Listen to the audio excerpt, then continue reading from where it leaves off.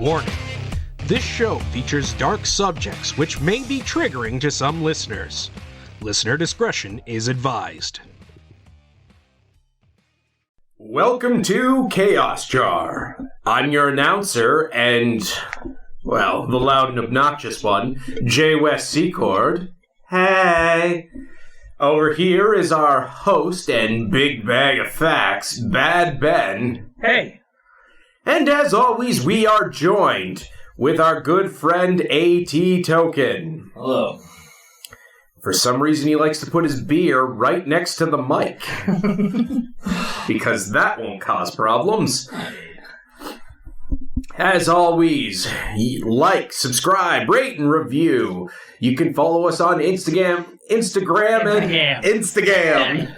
where your grandma immediately shows up. Your grandma follows you. Instagram and Twitter at BA Chaos Jar. You can also follow me on Twitter. And please ask me random questions. I'm not prolific Twitterier guy. Just I want to answer random questions. I'm glad you asked _ We are also on Facebook at Pandora's Jar Podcast. Yes, we're so close. We will get it soon. So close. So close. And you can follow us. You can be a patron on patreon.com/chaosjar. What is with that smile? It looks like you're about to laugh every time I say something. The fact that your announcer voice is so much more announcery today. Thank you. In a world. Anyway. Yes. Patreon.com/chaosjar. Send us a little bit of money, and you'll get early access to our bonus episodes. And you can watch the bonus episodes that are already out there. The show is called The Overflow. Yep. And we have a YouTube channel. If your friends don't know how to podcast but want to listen to us, send them to our YouTube channel, which is Chaos Jar Podcast. And I believe that's it. All of that will be in the show notes down below. Hooray! Now, what's going in the jar today, Ben? Well, today we're going to talk about Santa Claus bank robbery. Santa Claus bank robbery. Happy holidays. Yep, this is essentially our Christmas episode. Woo! And it might actually come out on the appropriate time, from what I hear. Yep, definitely going to work on that one. So, before we talk about Santa Claus, let's talk about Cisco, Texas. Yeah, that's often what I associate Santa Claus with. Yeah, it's like right close to the North Pole. Yeah, exactly. It's like right next there. In fact, I think a few people from Texas just go and lick the North Pole off and get their tongue stuck. That's a regular news report I hear. And somebody has to urinate on the pole to get them off there. It's okay. They like that. The water sports. We're not going to kink shame. We're not kink shaming.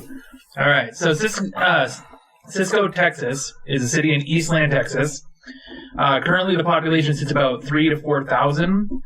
It was initially set up as a settlement named Red Gap, but after the Houston, Texas Central Railway was established in 1881, and a cross point with the Texas Pacific came into being, the inhabitants moved the settlement to the crossing, so they picked up this entire settlement and just went, we're going to go over here now, and established a city as Cisco in honor of the New York financier John A. Cisco.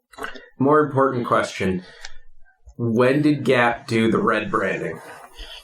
Wow. Maybe it was during, the Red Scare. Wow. That's not what it's. That sounds racist. Is that a racist thing? I don't know what the Red Scare is. I guess. No, it's an ideology thing. Oh, it's a Red Gap. All right, so Cisco was touted as the gate city of the West, and brochures were even handed out gushing about the city. So, the lavish fields and things like that. The agriculture in the area was was even heavily advised, and some of the farmers were employed by the railroad consultants on what to build and grow. So they essentially be like, you can only grow this here, or you can only grow this at this specific time of the year. Makes sense to plan it. Yeah. Smart. And they would even provide like a lot of like the seeding and like things to help them keep these things going. The city kept growing more and more, and businesses were just popping up like crazy, including a broom factory, which I think is amazing. Oh my god! I love this story already. If there's two things I love in this world, it's Okami for the PlayStation 2 and brooms. The deadliest one-hit counter ever.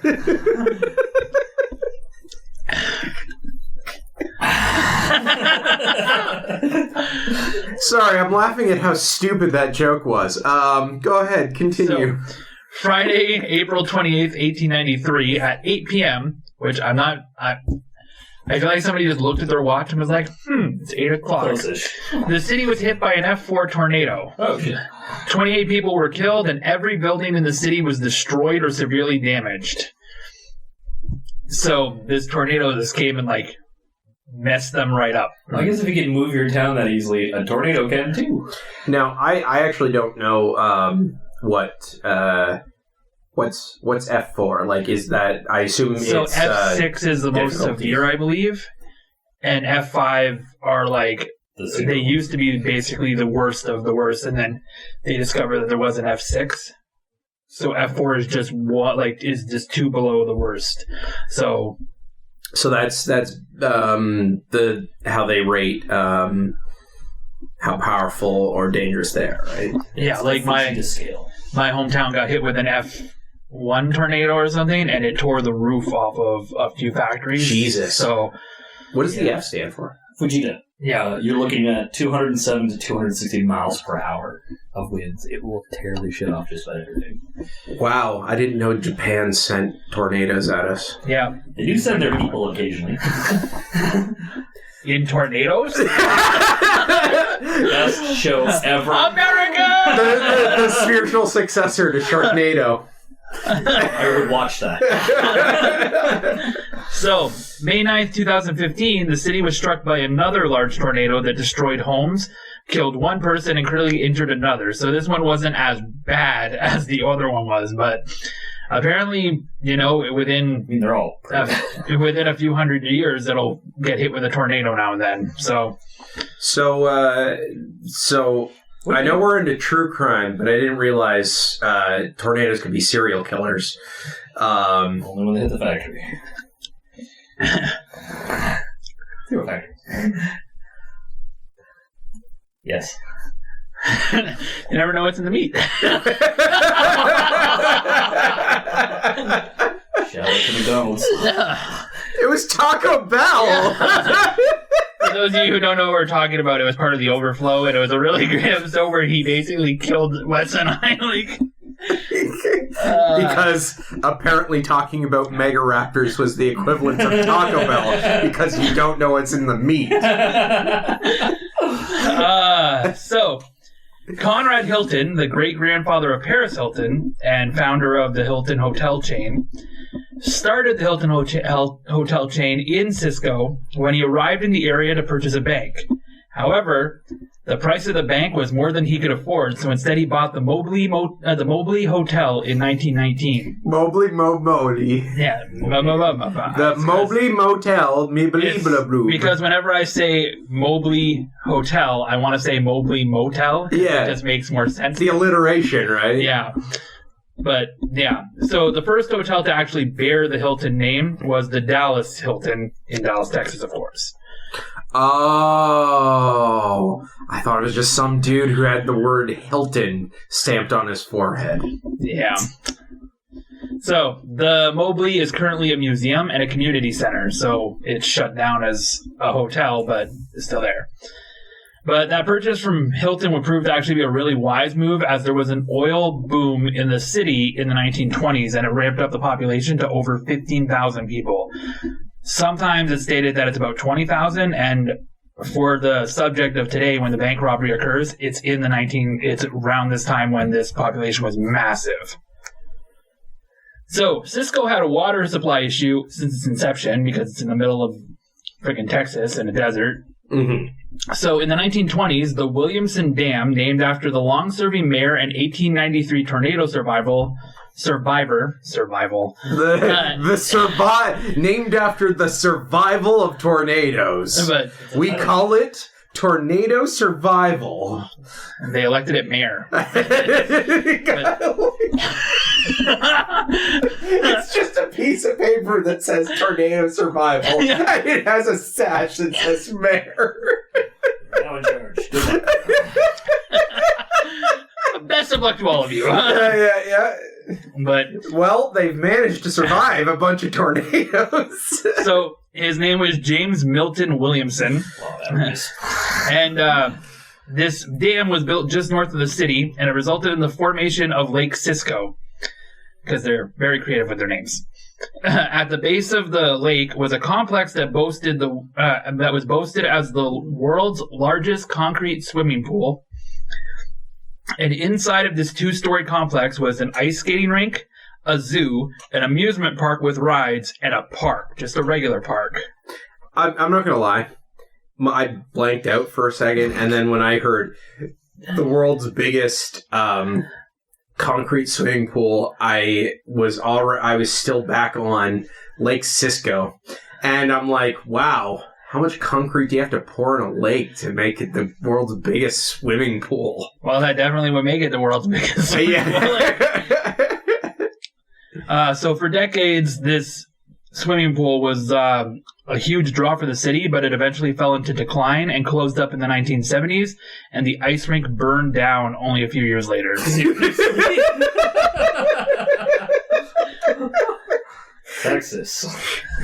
Texas, the only place where ice burns down. I mean, Florida would like to have a word with you. I don't even think they get ice, so. So there are some notable people that come from here, including the Wilkes-Brooks, who were oil tycoons. So, of course, because the oil boom happened, if they probably were the ones to discover it.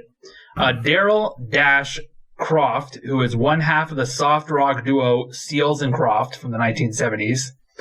They had a couple of hits. I looked them up, and I was like, I don't recognize any of these songs. So, yeah, honestly, I'm not sure if there are any bands that are famous for having an animal name. Yeah. Okay. Yeah. Another famous person from here was Jean Porter, who was an actress and starred in the original version from 1951 of G.I. Jane. So when Demi Moore remade yeah. She died in 2018, so like she was a little more recent, but her acting career ended in like the 1970s. So yeah. And the American football player Stan Williams. I'm not sure what team. I know who that is. I'm sure you know 7 of them. I lied to him. I don't know who that is. Well, we're going to talk about another famous person from, not from Cisco, but who made Cisco a little more famous. Marshall. Santa Claus! Yeah. Marshall Fields Ratliff, who was born in Lampasas County, Texas, on March 26, 1903. Oh, I know him. That's Eminem, right? Yeah, sure.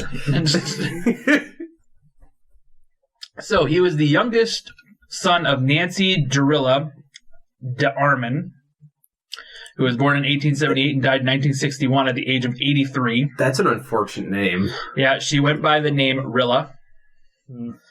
And all I kept thinking to myself was gorilla the whole time through. Honestly, sounds like a slang for some gorilla-themed drug. Well, it seems like she just skipped over her first name of Nancy and went by Jarilla and then decided to like shorten it. So yeah, the Rilla. Like no, it's now a rapper in my head. And he was the third child. He was the third child of Leroy Ratliff. Like Ratliff? Yeah. How does that? What did you have to do to earn that as a surname? Who knows? He stole rats. Yeah. Leroy was born in 1865 and died in 1949 at the age of 83. So both his parents died at the age of 83, which is odd. Leroy would have 11 children overall, Two of Marshall's half brothers with Leroy's, like, I guess with his stepmother, would be World War II veterans. And on October 3rd, 1921, Marshall married Belle Minica, and they had two children, D'Armansfield Ratliff, who was born in 1922 and died in 2008, who went by the name of Pat. And sorry, Darmanfield Ratliff? D'Arman. Yeah. Not even that. It's I know, D'Arman. So D'Armanfield Ratliff. The important part is it's a field Ratliff now. Yep. Scary. Kind of like a, field outliff. yeah, exactly. You get it. So, D'Arman here went by Pat, and according to his obituary, he was proud of the fact that he could tear a quarter in half with his bare hands. A life well lived.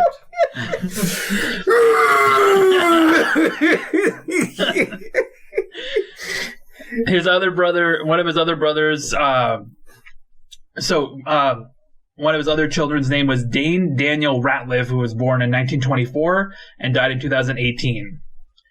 So Marshall and his older brother Lee, who was basically Leroy Jr., because their dad was Leroy Sr., fell into a life of crime early on and eventually robbed a bank in Valera, Texas, after allegedly robbing a string of other banks.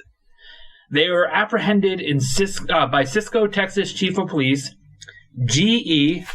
quotations Bit. That's the nickname he goes by. Bedford. So Bit Bedford here, Chief of Police. Bit Bedford. This is the story of alliteration and weird fucking names, isn't it? Welcome to Texas. So they were apprehended by Bit here. They're known for their alliteration? I mean, if you're chewing enough tobacco, it's gonna happen. I am quite confused. Yeah, you chew enough tobacco, all you do is speak in alliteration. Yeah. So the brothers were apprehended after basically gloating and throwing money around freely on booze. So they basically robbed these banks and then went to a bar and went like, "Drinks on us, yeah!" Woo! A life well lived. Yeah. So they served only a year of their sentence, though, when they were pardoned by Governor Miriam Ferguson. Wait, who? what? Yeah. And this governor of Texas, which this is really odd for a governor of Texas, was actually known for giving out pardons. She gave 4,000 pardons, including death sentences, in her career as governor. I'm just surprised that Texas ever had a woman. A female leader in any sense. So, with their newfound freedom, the brothers wandered into around West Texas in search of work in the oil fields because they're cons, so it's hard for them to get work. Yeah. But they couldn't secure any employment. They had, nothing worthwhile. They might get a job here, a job there, but nothing that kept them employed. No career. Here, job, there, job. Everywhere, job. Yeah. Old McDonald's farm. God, no, that man's dead. That's how they got his farm. He died in 2018. Weren't we just talking about that? So, by the time they hit Wichita Falls in December of 1927, the brothers were really desperate and found themselves living in a boarding house run by Midge Tellett. The two decided that... Midge Tellett? Midge Tellett. That sounds like the host of a really bad, game show. Yeah. And now here's your host, Midge Tellett. Hey, folks, welcome to whatever show I'm about to make up. Welcome to the boarding house. Yeah. So, the two decided... No. So the brothers decided that since the oil fields didn't bear any results, and they both loved to make easy money, and they had nothing but criminal career prospects, it was time for them to take a second chance at robbing a big bank. So Right. the two began planning a heist on the First National Bank in Cisco, Texas. That's what they started with? Yeah, since they got caught in Cisco, so that was kind of a... Oh, yeah. But the I'm brother. surprised they didn't get shot. Like, I mean, we're about to talk about something about that. Too. yeah. Why rob the place that holds guns higher than everything? So I might as well like this is something that'll come up later, but at this time, Texas actually had passed the state law because of the fact that 40 banks a day would be robbed in Texas. What?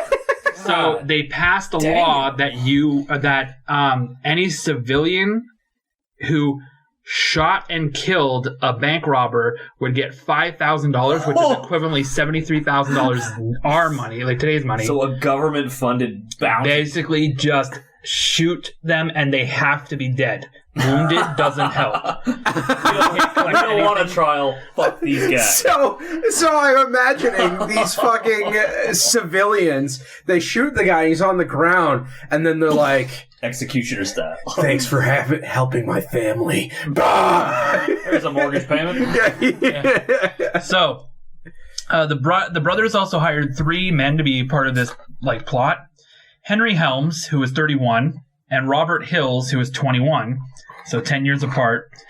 They were acquaintances of Marshall, and they were ex-cons as well, and they were both ready and willing to commit to an armed robbery. They also enlisted a safecracker to crack the vault of the bank, but he's never named. The planning was taking shape That's until... a weird name. Yeah. Never named. The planning was taking shape until the safecracker came down with a bad case of influenza and had to back out of the plot. Oh. So they hired this guy to like crack into the vault, and then we're like, and he's like, I feel really sick. Hey guys, sorry, I can't rob the bank with you. I got the flu. It was really, it's a really bad time. So you know, I guess you can find someone else if you like. But either way, I can't make it. It's a really weird way to call into work. Like, it's a really weird job to call into work. Yeah, You're like, I can't make it in today. I'm really sick. You're going to have to rob that bank without me. Yeah. Can Jerry do it? So another hiccup came in the plan when Lee Ratliff, the brother, was arrested after burglarizing another local shop. And with two men down, Henry Helms suggested a relative of his who he knew really needed to come into a large sum of money, Louis Davis. Davis had a family, and he was really down on his luck. Like, he lost his job because this is around the time that the Great Depression was starting to kick in. Mm-hmm. And so he was easy to convince, but he made one circumstance very clear. There was to be no shooting. Like, they're not allowed to shoot anybody. They're not. So Marshall knew that this was going to be a very dangerous bank robbery because, first of all, everybody's encouraged to fucking shoot you dead if you're robbing a bank. And second, Texas. Yeah. And then even if they weren't encouraged. And then he also knew that people were going to recognize him the moment he returned to Cisco because he was arrested there. So this is when he discovered that Midge Tennant actually had a very useful disguise that he could borrow. Wait, she's helping? No, he just probably borrowed the disguise from her and was like, "Oh, I'll bring it back." Like, hey, can I borrow this? Sure. What do you need it for? Halloween. It's July. No, Halloween. At this moment, it's December. Oh, okay. It's even worse. I'm really late. So, oh wait, no, it's gonna be a Santa Claus outfit. Yeah. I should have realized that's how we started this whole story. So the 4 men set off on December 23rd, 1927, so 2 days before Christmas, and drove 200 miles in a stolen car. They pulled up on Avenue D, and Marshall stepped out of the car in the Santa suit. He began to walk towards the bank, but the suit, while hiding his identity, also brought on the attention of local children who began following Santa to the bank. Oh, I hope this doesn't get tragic. So, Ratliff met up with the other men in the alley beside the bank where they parked their stolen Buick. However, the children had followed them into the alley. So, luckily for them, a 6-year-old named Frances Blaskame, a 6-year-old little girl, was tugging at her mother's hand, and the Santa Claus disguise helped distract the kids and a lot of other people from the fact that the other men were entering the bank. So he was kind of being a decoy for a moment. Yeah. Then Marshall went inside, and he approached one of the cashiers, and the cashier greeted him with a "Hello, Santa," because it's December 23rd, and it's almost Christmas, and you see all these kids outside, and all you can think is he's just dressed up as Santa for Christmas. This is a hold up. I wish. I mean, that would be amazing. So she greeted with the "Hello, Santa," and he didn't respond. Instead, he moved towards the customer, where the customers would normally write out deposit slips. There were 16 people inside the bank already. Then the 4 new men. A large number. Yeah, and then "Hello, Santa" called the cashier again, and this is when everybody drew their guns. With 16 people inside? Oh, yeah. They didn't wait? So many of those inside the bank thought that this was a joke, because it's Santa. In all fairness, these guys had gotten arrested here and decided to re-rob the same place. You think they're going to wait for the most opportune time? Yeah. And plus, it's hostages that they can take if they need to, right? Yeah, because that always turns out well. Plus Santa. They believed that it was a joke at first, and then it really dawned on them they're actually being robbed by Santa and a gang of elves. Versus elves? No. Oh, okay. That's what they describe them as in the article. I am that would have been so I would have been so sad. Why didn't they? I mean, if Will Ferrell was among them. Yes. Santa, I got this bitch over here. I'm gonna cut her if they get any ideas. I want a more delightful Santa robbery. Yeah. Where they're all happy-go-lucky. Oh, I'm gonna go cut this bitch if she... Just strung up on PCP. Don't make me do it. I don't want to.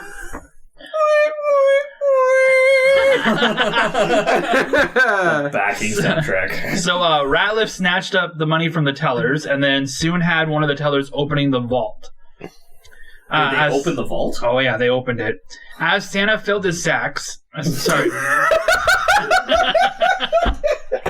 I know. The reverse of what you were expecting. Mrs. Blassingame, the mother of the little girl, and the little girl Frances Blassingame, entered the bank. And they quickly realized that Santa was robbing the bank, and they tried to make a run for it, but the entrance was blocked off to them.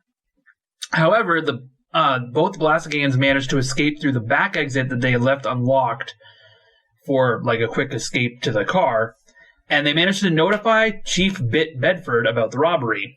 Bedford and two officers, George Carmichael and R.T. Reddies, which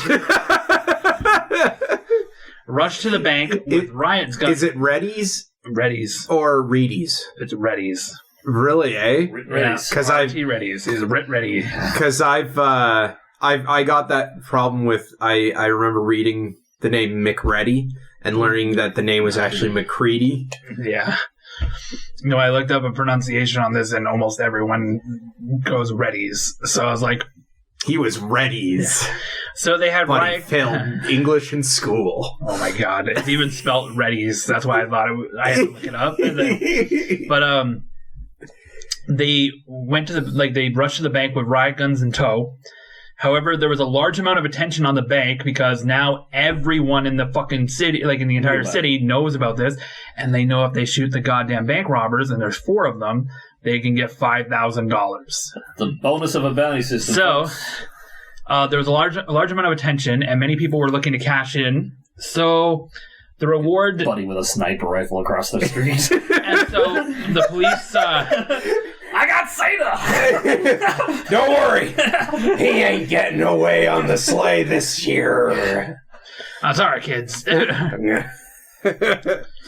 God damn, I love America. The police took up a position in the alley by the stolen Buick in hopes that they would be able to get the robbers before the mob did as they tried to make their exit.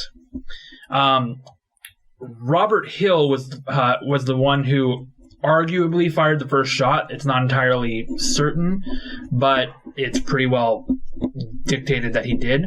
I mean, they would say that, wouldn't they? He fired the first shot when he saw somebody moving on the outside of the window and just decided to fire because he realized that they were going to do this, which right away violates the one condition that Davis put down, that nobody gets shot.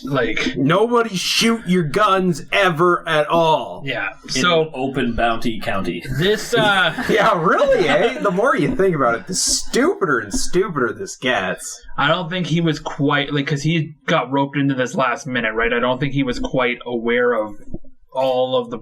He's also not a career criminal. I mean, in general, just going to the place at all, it's the worst place they could have went. Yep, it reeks of a lot of desperation and stupidity. So, I see a lot of stupidity. Who cares about the desperation?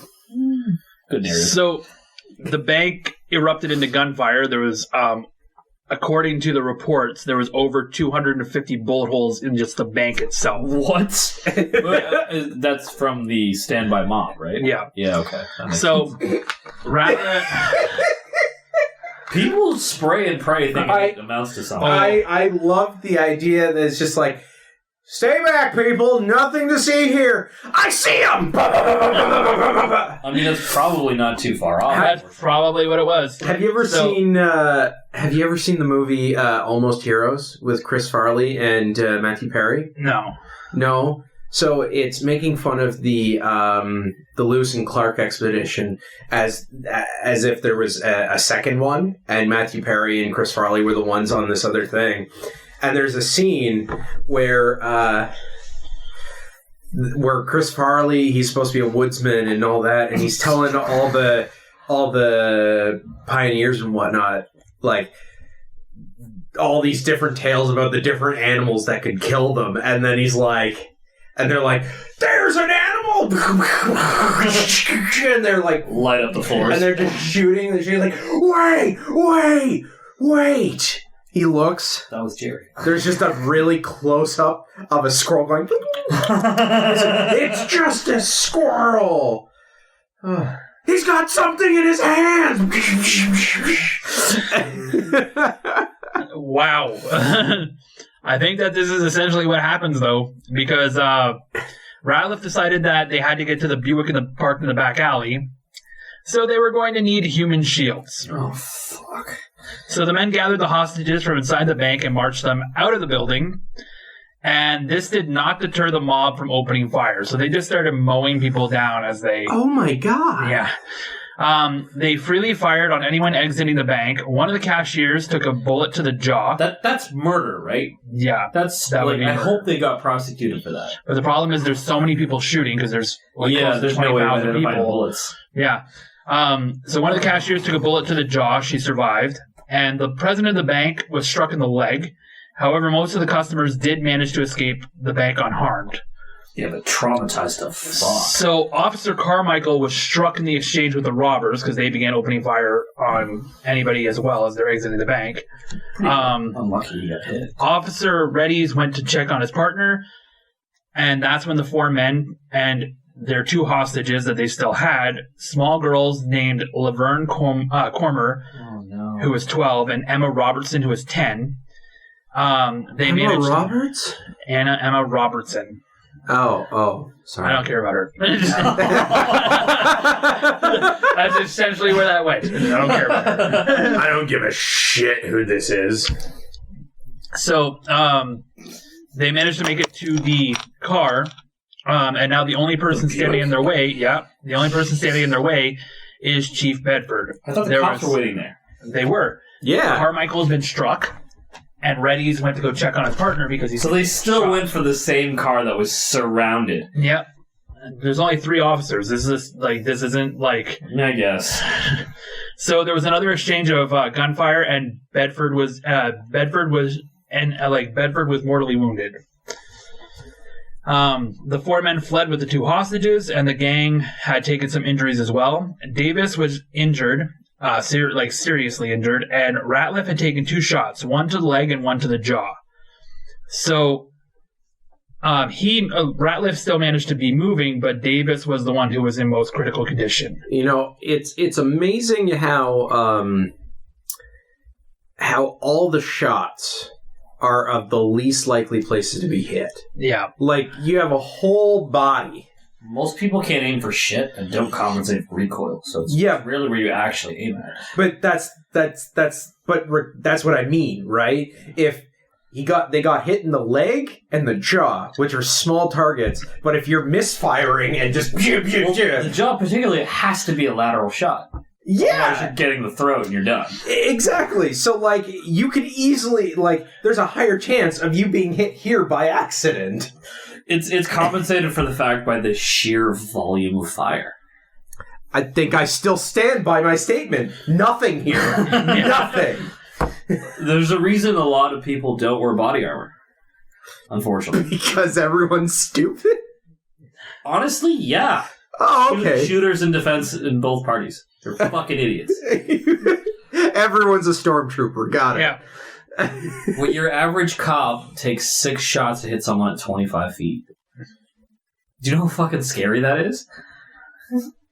25 feet! I'm not good at measurements.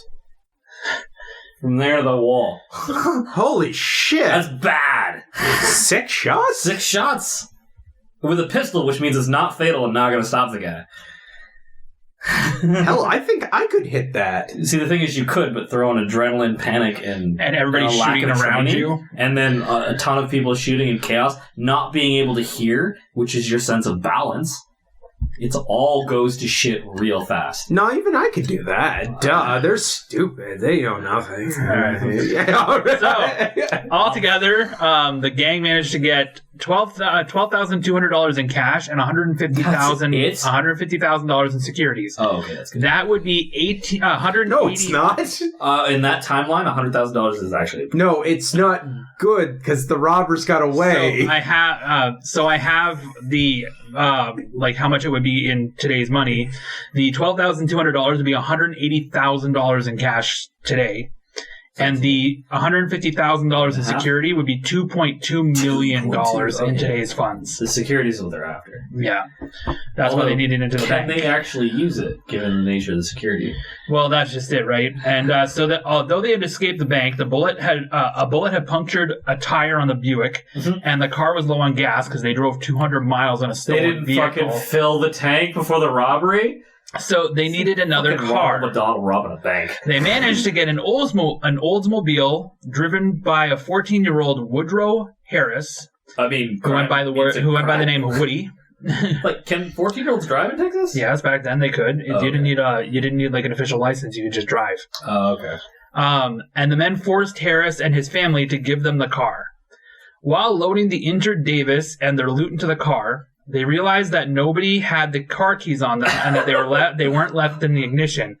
Woody had pocketed the keys and ran off with his family, knowing this was going to happen ahead of time. Like, he just was like, you know what? They're not paying attention. Like, this is a comedy of errors meets crime. So the gang knew that Officer Reddy's and a gang of civilians were hot on their tail and ready to kill them. So they were readies to kill them. So they left Davis behind and jumped back into the first car. Davis was discovered by the mob and rushed to Fort Worth Hospital where he died. They had slowed the manhunt for just a brief moment, but it soon picked right back up when the stolen Buick was discovered with the 2 hostages alive and all the stolen funds from the heist inside. So now the only thing remaining for the 3 that are on foot, is trying to escape prison sentences. Just way too late for that. They're not. What happened to the 4th? Well, that's Davis. He died in the hospital of his injuries. Yeah, but did he get scot-free? I guess By he's death? free in a way. By this point, Chief Bedford had also passed away of his injuries. Oh. He passed away on Christmas Day. Oh.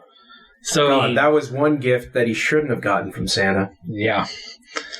So the trio had also stolen another car, but had not managed to get much further when they wrecked the stolen car by driving it into a tree, which caused the other 2 to get injuries as well. Something about something panic. Yeah, they commandeered another vehicle and took hostage of Carl Wiley for 24 hours. They cut Wiley. Wait, what? Yeah, they cut Wiley and his car loose and stole another vehicle, but the injuries were taking a toll on them, and the lack of food and poor driving conditions made driving extremely hard for them. So they at least got some distance. Yeah, and eventually they were ambushed by Sheriff Foster of Young County. So they made it to another county. This trauma led Wiley to go insane, seeking revenge, where he manipulated the newly created robots in order to be evil and conquer the world. Uh-huh. Back me.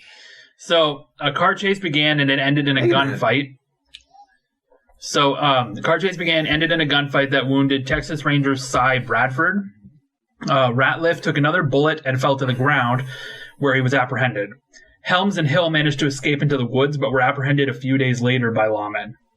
So the other two managed to make it even further than them, but Ratliff was caught as well, and they were caught later. So, shout out to the Rangers, who are basically civvy police officers. Yeah, so they will travel to get you. So, it's an interesting dynamic. Plus, they have great proficiency in bows. And they talk super fucking fast. So, back at the bank, over 250 bullet holes were accounted for, and 6 civilians were wounded. Chief Bedford was dead as of Christmas, and Officer Carmichael, who was the first police officer shot, eventually died from his wounds in January. So he held on for a lot longer, but eventually died as well. Since the trio were taken alive, and it could not be determined if Davis was shot by civilians or the police, no one collected the reward. Serves him right. So all this shooting for nothing. Yeah. Well, it's just mayhem when you get that many people who don't know what they're doing. Hill pleaded guilty to armed robbery and was sentenced to 99 years in prison. He managed to escape from prison 3 times and was recaptured each time. Eventually, he settled down and was granted parole in his mid-40s. Now, Hill was 21 when he was arrested. He got parole? Yes. It was a lot easier back then. Yeah, after a triple escape attempt? Yeah. But again, he was 21 when he was sentenced. If it's shit you tried to escape prison 3 times, you clearly don't want to do the time. Yeah. So he was granted paroles in his 40s, which means he would have served about 20-something years. Half his life. More than half his life at that point. Yeah. He changed his name and became an actual productive member of society, so there was never any more reports about him. Perhaps I was wrong. Helms was convicted of armed robbery and was also determined to be the one who killed both lawmen, so both chief of police and... So he was out to die. He was also convicted on shooting Cy, the deputy? Yeah, the Texas Ranger. He was sentenced to death and began trying to have an insanity plea heard, but the pleas were unsuccessful, and he was executed by electric chair on September 6, 1929. Again, it's astounding how fast they execute people in this time and how slowly we do it now. It's a mess how we do it now. Yeah, but I guess if we're killing people, that's a... No. So honestly, the gunshot lineup was a more honest way of doing it. So Ratliff was convicted. So Ratliff was convicted of armed robbery and sentenced to 99 years in prison. However, he was also later found involved in the death of Bedford and Carmichael and sentenced to death as well. He attempted to appeal several times, but was unsuccessful. This is when Ratliff began to act insane. His behavior began the day that Helms was executed, and he had his prison guards completely convinced that he was insane. They were just thoroughly convinced. His mother filed a lunacy plea, and it was heard. The civilians of Eastland County grew really infuriated by the fact that Ratliff had not been executed for his deeds yet, and this was further aggravated by this new development that Judge Davenport ordered Ratliff to be extradited to Eastland County Jail with a bench warrant for armed robbery of Harris's Oldsmobile. So when they robbed Woody, this is what they're using as the warrant to get him over there.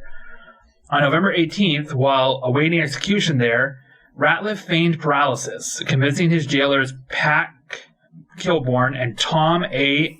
Uncle Tom Jones. Uncle Tom? Yeah. And Uncle Tom Jones. he had them so convinced that he was Not the one I was thinking of. They had him so convinced that he was paralyzed that the two began to feed and bathe him for like a couple days. And they had to take him to the toilet as well. So he just basically like laid there. I mean, a kindness, but I'm guessing exploited. Yeah, so having duped the jailers, he then managed to get a hold of a 6-shooter in an office desk, fatally wounding Jones and violently fighting the second jailer in hand-to-hand combat, sometimes shooting a few rounds, and fortunately for Kilbourne, they all missed their mark. So he killed Jones, but managed to, like, fight off Kilbourne, but... He just bailed after him. Yeah. It's not unusual to be loved by anyone. I was thinking No Country for Old Men, for anybody who's seen that. Wow. So most of the town, including the fighting jailer's daughter, so Kilbourne's daughter, watched helplessly through the jail windows, unable to break. She was open there? the steel. Well, they were all watching this happen because there's a big commotion. He's just in a county jail. I guess, yeah. They couldn't break the steel door to help Kilbourne, and Kilbourne had managed to get Ratliff down and beat him unconscious before returning him to a cell. So a crowd began to gather by the next morning, and by nightfall it had grown to 2,000 people. Hollering for his death. Kilbourne refused their demands to let them just take him, and was then overpowered and beaten when Seriously? 15 to 20 men rushed in and dragged Ratliff out. They tied Ratliff by his hands and feet, carrying him to a vacant lot behind the local Majestic Theater on Mulberry Street. And basically the noose was presented to him. There they threw a rope over a guy wire between 2 telephone poles on which they intended to hang him. The first attempt failed when the knot came loose and he fell to the ground. Yeah, So they were like, ha! And then he did a... like, it almost sounds like a Family Guy joke where you just see them and it's like... and then you hear him on the ground be like, little help! Oh. So the second time, they used a stronger rope and were successful. His last words were, "Forgive me, boys," before he was hoisted 15 feet in the air, and he was pronounced dead at basically 20 minutes later at 9:55 on November 19th. Who pronounced it? Not one of them. I'm guessing somebody in the in the mob, coroner must have arrived then. or he was part of the mob. So some Eastland Countonians were, the coroner. I've seen a coroner with a gun. They're better than you'd think. Okay. I pronounce him dead. He's dead. He's not kicking. Still heartbeat? Oh, God. Okay, we're good. Yeah. Okay, we're good. All right. So they erected a marker and a picket fence around the utility pole in the back of the Majestic Theater as a marker for this entire thing. Jones died that evening, bringing the total number of dead as a result of this bank robbery, including the 3 bank robbers, to 6. So 6 people died because of this. No one was ever tried in association with the lynching, although a grand jury was formed, so they did start to go forward with it and then just didn't. Several thousand persons viewed Ratliff's body the next day at a furniture store. Why? Before Judge Garrett ordered the corpse locked up. No, he deserves no honors. So Ratliff's family took possession of the body and arranged a funeral in Fort Worth with a burial at Olivet Cemetery. Many people in Cisco over the years have claimed to have been present at the robbery and related to somebody who is now basically like a giant legend in this city. The greatest manhunt in history of West Texas ended. All the trials went through. One's dead. One died in the process, and the other 2 are dead. And then the last one probably died.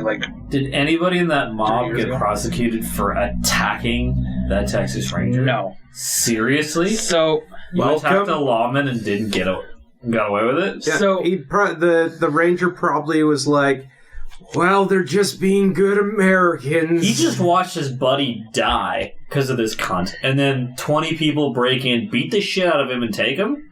Are you fucking kidding me? Americans. So at the end of the trial, the courthouse that the trial took place in was demolished. The First National Bank still stands in Cisco, although it's in a new building. The current building is now, like the current building where the spot like originally took place is where is now an auto parts store with a small commemorative plaque. So this happened here when this was the bank. In the bank features a painting of the robbery and a collection of newspaper clippings and pictures of those involved. And in 1967, there was another medallion placed in the bank commemorating the robbery. There was a 1977 article from Abilene Reporter where they spoke to Woody Harris about his... The actor? No, Woody Harris, not Woody Warren. Wow. So... Wait, what? That's the kid who got robbed. Swing and a miss. Yeah. That's the kid who got robbed, but basically thwarted them by not letting them have the keys. Right. They asked him about the fact that he was still on really good terms and had actually grown to be kind of friends with Robert Hill, one of the bank robbers, yeah. Quote, he's a fine fellow. He's my friend. End quote. Oh, I mean, fair enough. People do change. That was it's a lot simpler of a quote as I was expecting. He's a fine fellow. He is my friend. End quote. Texans may not be eloquent, but they're honest. So there's actually a book written about this in 1999 titled "The Santa Claus Robbery." It's by A.C. Green, and it has 13 reviews and is listed as a 4.5 star on Amazon. Who the hell is that? I don't know. But What? Some random guy. Okay. That's the guy who sings that song. I remember when I lost my mind. Yeah, definitely. CeeLo Green. Or the more famous song. Yeah. But yeah, so that's it. Bank robbers Merry dead. Christmas, Santa Claus. folks. Yeah. I am a Six little bodies and injustice. I'm a little disappointed that the Santa Claus aspect didn't get used more. So for the overflow for this episode, and this is for anybody listening because I'm going to release both this episode and the overflow on the same day. Christmas Day. I want to go through real life Santa Claus sightings. There are some real life ones in this. Oh no! All right. So yeah. Oh my God! This is actually going to be quite a delight. Mostly because I know he's going to be tortured in this whole thing. It's going to be fantastic. It's going to be fantastic. Oh my God! But yeah. One thing that did come up eventually that I did read a couple places, but I didn't include in my notes, was that when they were exiting the bank and had made were making their getaway, while the shooting was going on, there was also calls out from the children, like to try and save Santa. Oh, thanks. And then at the trial, when it came forward that Santa Claus had robbed the bank and that this man was Santa Claus, Burn him! There was kids lined the street that were asking Santa why he robbed the bank. Oh, that's so sad. That is really heartbreaking. I thought it was going to be like one of those cheery tales where a random fucking dude in a Santa thing robs a bank and we're like, yeah, he got away with it because everyone just thought it was a joke. And we're famous so during the manhunt, because they didn't have any full sketches because it was Santa Claus. Oh, they just drew sketches. They essentially just handed out a sketch of Santa Claus to everybody. We're looking for this man. Have you seen him?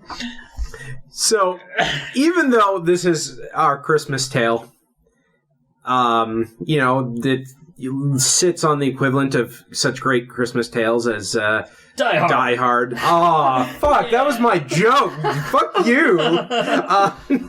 But I have to say, this is definitely a really good cautionary tale of the gun problems in the United States. Yeah. Nothing could spell it out more than this. And I just watched an episode of Animaniacs that did a whole episode on it. So this clearly is way better. Yeah. Well, I wanted to do something that was more lighthearted, and when I heard Santa Claus Robbery, I was like, no. And then the funny thing is, the thing that got highlighted the most about this was that they were handing out a sketch of Santa. So I thought at first that they had gotten away. But then when I realized that, nope, they have all the names and that some people died, I was like, well, is it still an okay... This is still an okay, like, tale to tell, and it still involves Santa Claus, so... Yeah, we could have... Alternatively, we could have did some good old Krampus. Yeah. Whips, chains, and fetishes. Let's do it. They're reeds, not whips. Thank you very much. I mean, scars are scars. They give you good memories. You do make a good point. No kink shade. All right, folks. I also love that there was a link to Paris Hilton in this. Oh yeah, I forgot about that. I didn't want to. How can you? She's irrelevant to anything ever? I know, but somehow she's made herself stupidly famous in a way that people are like, remember Paris Hilton? Yeah. Oh, yeah. The Kardashians went up there. That's the thing, is I still remember Paris Hilton. The Kardashians... the Kardashians are going to be much more on everybody's mind this year because this is their final season as Keeping Up the Kardashians. Oh, their reality show, yeah. They're done. Fair enough. About fucking time. I think there was 13 seasons. I don't understand how you can get that much seasons out of something, but anyways. Well, it's reality TV. Yeah. So you just make people argue for 20 minutes. This is the Overflow show, so... Yeah. No, all right. So I'll finish this off here. All right. That was our episode. Feel free to like, subscribe, rate, and review. Follow us on Twitter and Instagram at BAChaosJar. Follow me on Twitter, not Instagram, at I'm Glad You Asked _ Follow us on Facebook at Pandora's Jar Podcast, which will be changed real soon. And then you can check us out on YouTube. If your friends aren't into listening to their podcasts on a podcast type service, check out YouTube at Chaos Jar Podcast. Well, it's not at, but you know what I mean. And you can become a patron at patreon.com/chaosjar. And if you give us a little bit of dough, you get early access to our bonus episodes called The Overflow. And you can also check out our current episodes released of The Overflow. All of this in the show notes and more. All right, folks, that's our show, and have a good night.